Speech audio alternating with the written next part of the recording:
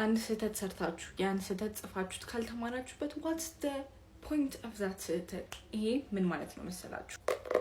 ጀርናል ናርግ ጥፍኔንም በዛውና ድንቅ ጀርናል ለማድረግ የሚያስጀምራችሁ ከሆነ ይሄ ቪዲዮ ግን የሆነት ጀርናል የማድረግን ጥቅሞች ልንገራችሁ።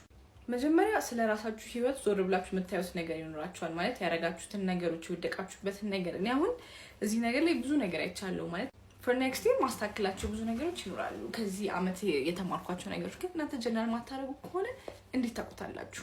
እና አንደኛ ጀርናል የማድረግ የመጀመሪያው ጥቅም ብዬ ማምነው ግራቲቲዩድ ትጽፋሉ። በጣም እኔ ግራቲቲዩድ ስትጽፉ ባመሰገናችሁ ቁጥር የሚኖራችሁ ነገር ጥሩ ይሆናል።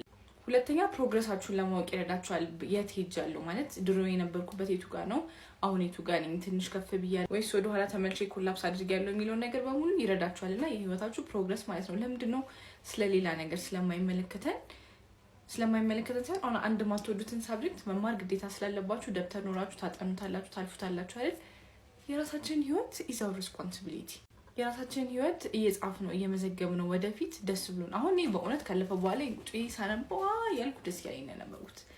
የራሳችሁን ህይወት እንደዛ ማንበብ so good። በእውነት ግን የመጀናል ታርጉ ደስ ትላለች። ሶስተኛ በኋላ ላይ አስቀምጣችሁ ለምሳሌ ይሄ ለአንድ አመት ነው ላይ ተጠቀምኩበት፣ ለአንድ አመት ጽፋችሁ ታስቀምጡታላችሁ። ከዛ ከአንድ አመት በኋላ ሌላ ጀርናል፣ ከአንድ አመት በኋላ ሌላ ጀርናል። ስለዚህ ጻፊ ባትሆኑም የራሳችሁ ህይወት መጻፍ አላችሁ ማለት ነው። የምትጽፉት ነገር ምንድነው የሚለው ላይ ጥሩ ሰዓታችሁንም ያስደሰታችሁንም ያሳዘናችሁንም እኔ ፕሮግረሲንም ጽፈዋለሁ። ማለት የትምህርትም አለ፣ የሶሻል ሚዲያውም አለ፣ የራሳችሁ ህይወትም አለ።